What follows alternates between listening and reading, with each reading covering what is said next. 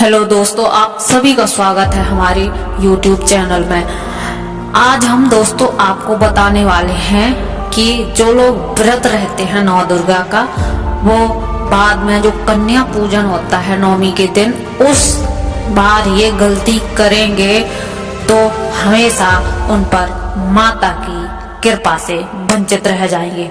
इसलिए कभी भी आप ये गलतियां जो आज हम बताने वाले हैं 5 गलतियां, वो भूल कर भी ना करें। अगर आप माता रानी की कृपा चाहते हैं तो चैत्र नवरात्रि के दौरान कन्या पूजन का बहुत ही विशेष महत्व है। कन्याओं को पूजने के दौरान किन गलतियों को करने से आपको बचना चाहिए, इसके बारे में आज हम आपको अपनी वीडियो में विस्तार से बताने वाले हैं। तो नवरात्रि के दौरान माता के भक्त कन्या पूजन करते हैं। माना जाता है कि कन्याओं का पूजन करने से माता का आशीर्वाद भक्तों को प्राप्त होता है। भारत में कई जगह कन्या पूजन नवरात्रि की अष्टमी तिथि के दिन भी होता है और कहीं कहीं नौमी तिथि के दिन भी कन्या पूजन किया जाता है।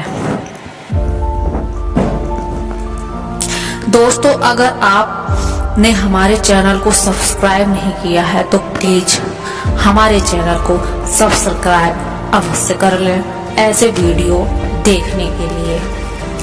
आज हम आपको बताएंगे कि अगर आप भी नवरात्रि के दौरान कन्या पूजन करने वाले हैं तो किन गलतियों को करने से आपको बचना चाहिए, नहीं तो आपके यहाँ भी गरीबी आ सकती है और माता आपको भी अश्राप दे सकती है। तो चलिए चलते हैं उन गलतियों की तरफ जो आपको भूल कर भी नहीं करनी चाहिए।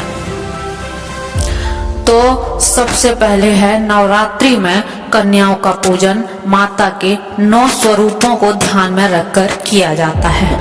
9 कन्याएं 9 देवियों का प्रतीक होती हैं, इसलिए कन्या पूजन के दिन उनके आने से पूर्व आपको उस स्थान की सफाई अवश्य कर देनी चाहिए जहां आप उनको बैठाएंगे। अगर आप कन्या के बैठने के स्थान को साफ नहीं करते हैं तो आपकी ये भूल माता को अप्रसन्न कर सकती है। नंबर 2 पे, कन्या पूजन वाले दिन भूल कर भी कन्याएं जो आती हैं, इधर उधर छोटी छोटी बच्चियां होती हैं, इधर उधर सामान करती हैं या कहीं उदंडता करती हैं, तो उनको बिल्कुल भी ना डांटें, बल्कि उनको आदर पूर्वक उनका स्वागत करना चाहिए।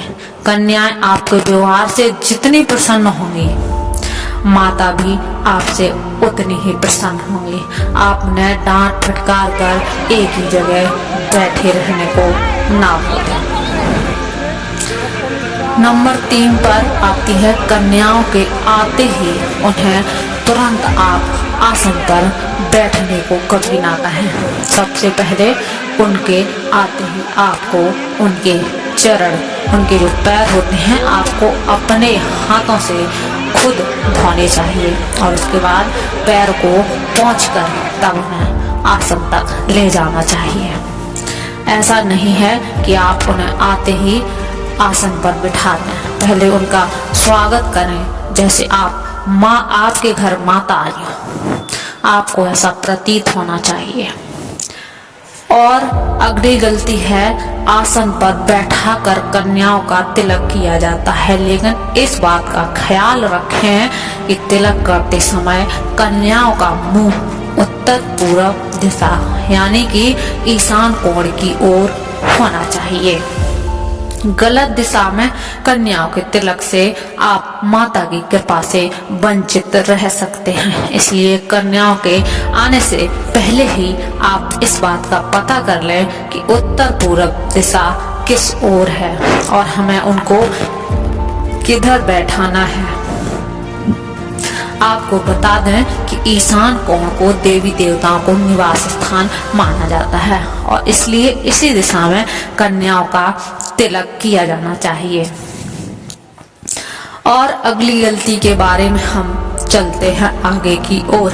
अगर आप कन्या के साथ एक बालक को पूजा में नहीं बुलाते, जो हमारी बालिकाएं कहीं कहीं बोलते हैं जिवाई जाती हैं, कहीं कहीं बोलते हैं खिलाई जाती हैं, जो हम बालकों को निमंत्रण देते हैं, बुलाते हैं नौ कन्याओं को, उनमें एक बालक हमें अवश्य बुलाना चाहिए। अगर आप ऐसा नहीं करते हैं तो आपकी पूजा अधूरी रह सकती है। इसलिए पूजा में 9 कन्याओं के साथ आप एक बालक को भी आप अवश्य बुलाएं। बालक को भैरव का रूप माना जाता है। अब हम चलते हैं वीडियो में आगे की ओर। आप बताते हैं आपको और कौन सी गलती है जो आप करते हैं और आपको नहीं करनी चाहिए। भोजन के बाद अगर आप सामर्थ्य के अनुसार कन्याओं को दक्षिणा नहीं देते हैं तो कन्या पूजा अधूरी मानी जाती है। इसलिए कन्या पूजा के बाद आपको अपनी सामर्थ्य के अनुसार दक्षिणा भी कन्याओं के हाथ में अवश्य रखनी चाहिए। कोई कैसा होता है, धनवान तो बहुत होता है, पर कन्याओं को देने में 1 रुपये 2 रुपये या थोड़ा सा ही उनसे निकलता है। और उनके लिए जो भी बनाते हैं उसमें पूरी श्रद्धा भाव से बनाए और अच्छी आवश्यक बढ़िया सामग्री भी डालें।